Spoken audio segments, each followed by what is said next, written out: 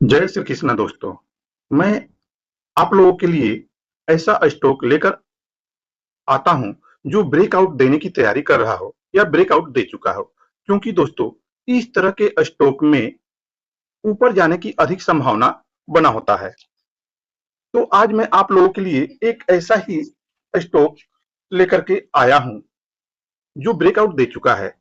तो चलिए उस स्टॉक का चार्ट अपने पैनल पर लगा करके देखते हैं कि उसमें किस तरह का पॉसिबिलिटी बना हुआ है। देखिए दोस्तों, इस स्टॉक का चार्ट मेरे पैनल पर लग चुका है जिसका नाम है वारी एनर्जी।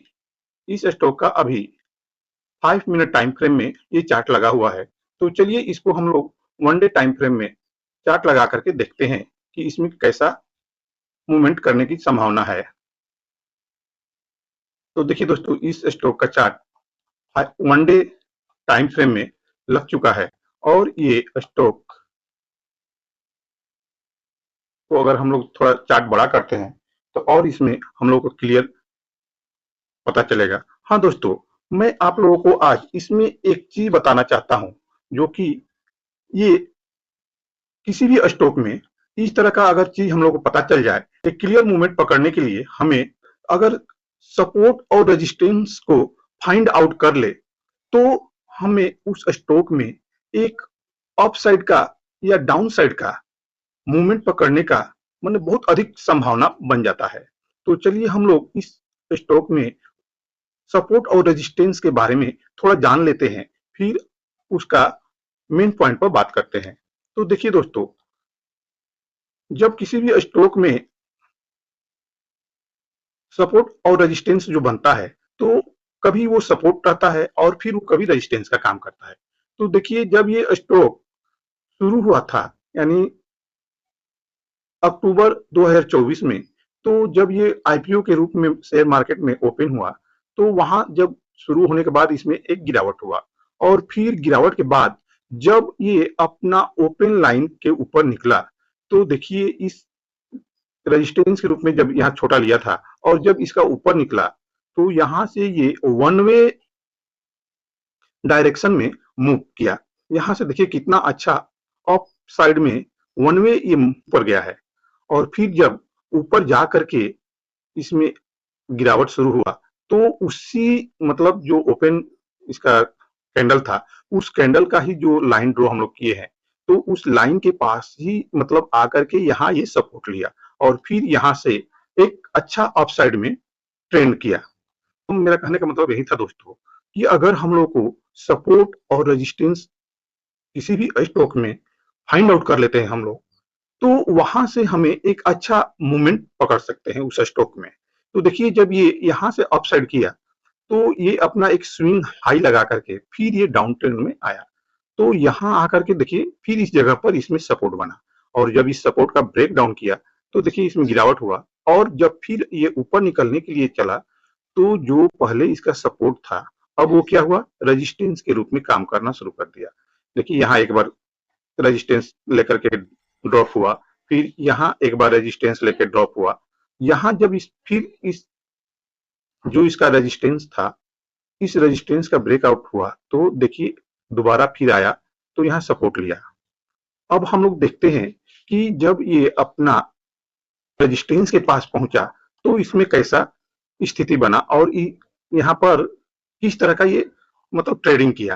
तो देखिए दोस्तों, जब ये अपना स्विंग हाई लगाया तो जिस पॉइंट से ये मतलब डाउन ट्रेंड में आया फिर उसी जगह पर यहाँ आकर के जब यहाँ से अपसाइड में निकला तो इस जगह पर आकर के ये इसका रेजिस्टेंस ले रहा था, बार बार रेजिस्टेंस लिया और इधर आकर के आज इस रेजिस्टेंस का ये ब्रेकआउट किया है। तो दोस्तों, अगर और एक चीज हम लोग देखें तो जब यहाँ से ये इसमें एक ट्रेंड लाइन बन रहा है और यदि हम इस ट्रेंड लाइन को ड्रॉ करते हैं तो और हम लोग को एक चीज स्पष्ट हो जाएगा कि ये इस ट्रेंड लाइन का भी ये रेजिस्टेंस ले रहा था। तो देखिए यहाँ से अगर हम लोग जो ये लाइन ड्रॉ किए हैं तो कितना अच्छा एक ट्रेंड लाइन को ये रेजिस्टेंस ले लेकर के बार बार ड्रॉप हो रहा था। तो दोस्तों यहाँ पर अब ये दो चीज का एक साथ ब्रेकआउट किया है। ये स्टॉक जो है यहाँ दो चीज का एक साथ ब्रेकआउट किया है।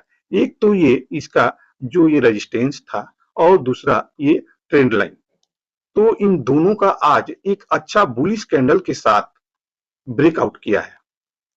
और आप लोगों को मैं कितना बार बता चुका हूं दोस्तों कि जब भी कोई स्टॉक अपने रेजिस्टेंस के पास में इस तरह का कैंडल बनाने लगे, यानी टाइट रेंज में फंस करके जब ब्रेकआउट देता है, तो वो ब्रेकआउट एक मतलब अच्छा उसको अप साइड ले जाने का अपॉर्चुनिटी पावर होता है। तो देखिए दोस्तों, जब यहां से ये ब्रेकआउट किया है तो ये लगभग लगभग 5% का कैंडल बना करके एक बुलिश कैंडल के साथ ये ब्रेकआउट दिया है।